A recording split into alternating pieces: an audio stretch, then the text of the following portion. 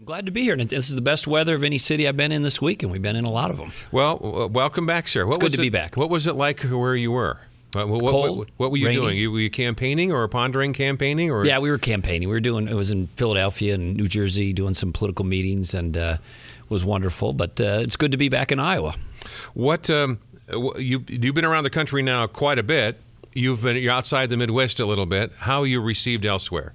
Well, it's really good. I am not as well known as some of the candidates or potential candidates that ran last time, but I like our position. We got good momentum, good energy. And, of course, we're putting particular emphasis on Iowa, New Hampshire, South Carolina, and places like that. But we also want to build some downstream capacity as well. But so far, so good. We've been talking about the last several days, one form or another, and the president spoke on this the other day about energy. Yeah. And his energy address has been reviewed by all kinds of people. I wonder what your review is. Well, it's like everything else with this president. First of all, it's all talk and no action. If he wants to be serious about severing us from foreign oil, which is a goal I support, we don't want to be this reliant economically or from a security perspective on places that don't like us, don't share our values, don't share our interests, then the first thing he should do is about maximizing American sources of energy.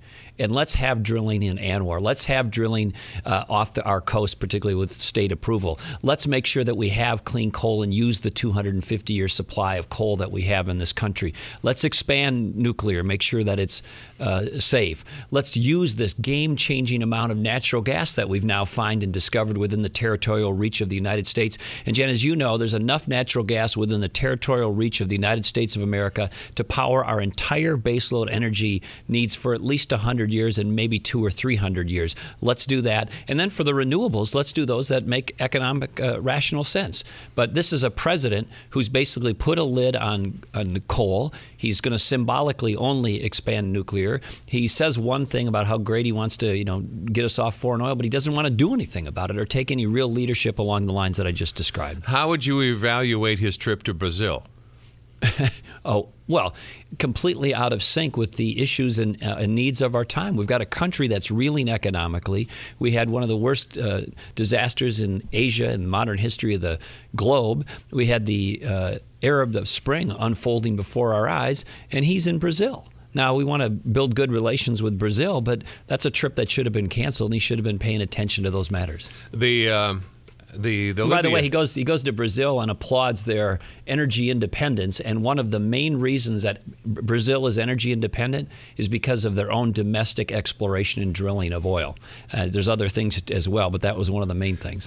Minnesota was an early proponent of ethanol Yes. and mandates. Do you think that that's a mandating use and stuff like even mileage mandates and CAFE standards, do you think those things are a part of the mix or should be? I've been a strong proponent of renewable fuels, but we need to focus on those things that make economic sense, Jen. So ethanol, biodiesel are things that I've strongly supported in a variety of ways.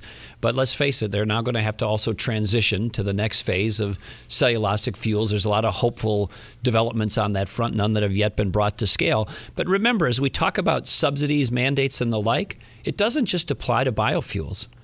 Oil is subsidized. Coal is subsidized. The whole nuclear energy was researched, paid for, commercialized, and to this day is subsidized by the federal government. So if we're going to talk about subsidies, don't just pick on biofuels. Let's put them all on the table. If that's the case, I like that idea. Let the marketplace decide these things, but we don't know what the market is for most of the things we consume because there's somebody's thumb on the scale almost all the time. If we were to factor in to the cost of the price of gasoline at the pump, all of the defense-related expenditures, our view of what kind of mileage we get, what kind of cars we buy, if we actually had to pay for our foreign policy at the pump.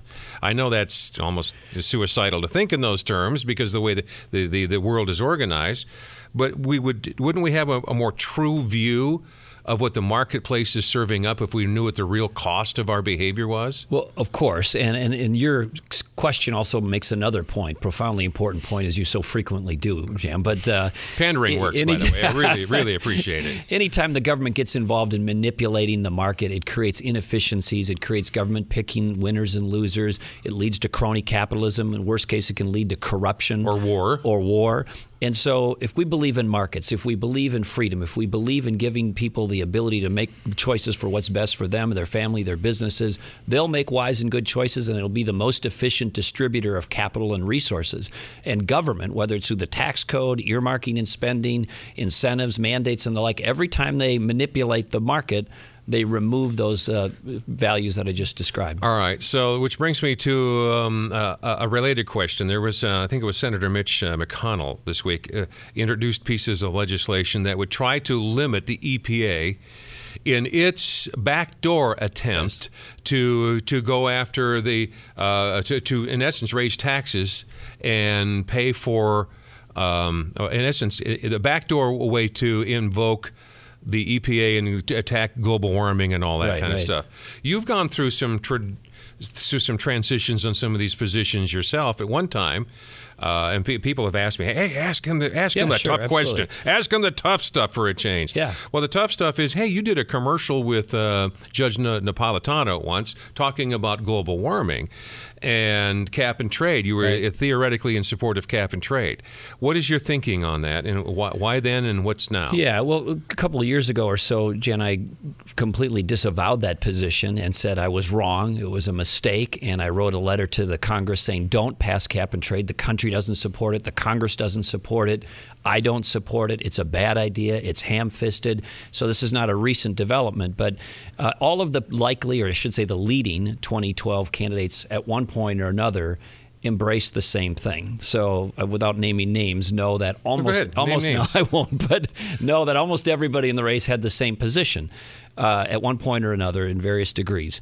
But I came out 2 years ago and said, look, I made a mistake. I've got some clunkers in my record like everybody does who's been in an executive position, but I think mine are fewer. I'm sorry. It was Janet Napolitano. I didn't mean Judge Napolitano. Janet Napolitano. Thank you. But bottom line is I certainly considered it, concluded it was wrong, bad idea, and disavowed that position a couple years ago.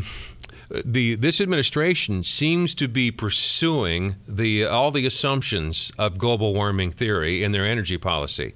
When it comes to carbon-based energy, when it comes to fossil fuels, they seem to be starting with the assumption we cannot and should not be pursuing these things. Even if it is cheaper, it's doing too much damage to the environment. We can't allow ourselves to go in that direction. Yeah, well, they don't call it, first of all, America warming. It's global warming to the extent it exists. So you have China, India, and other places just saying we're not going to do it. India just said forget it. Why are you convinced that he's wrong? Who? The president, or the assumptions of the global warming reasons, or the environmental? If you start with the proposition of climate change, the climate's always changing.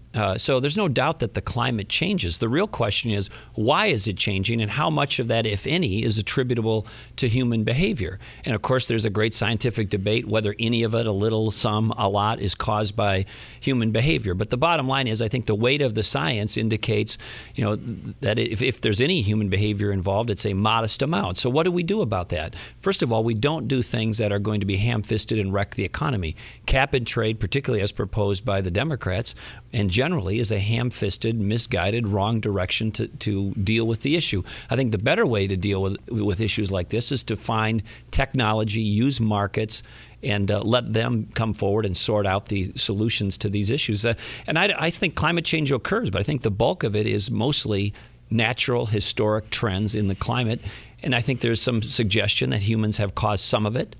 But the answer isn't to have government then come in with this top-down cap-and-trade scheme.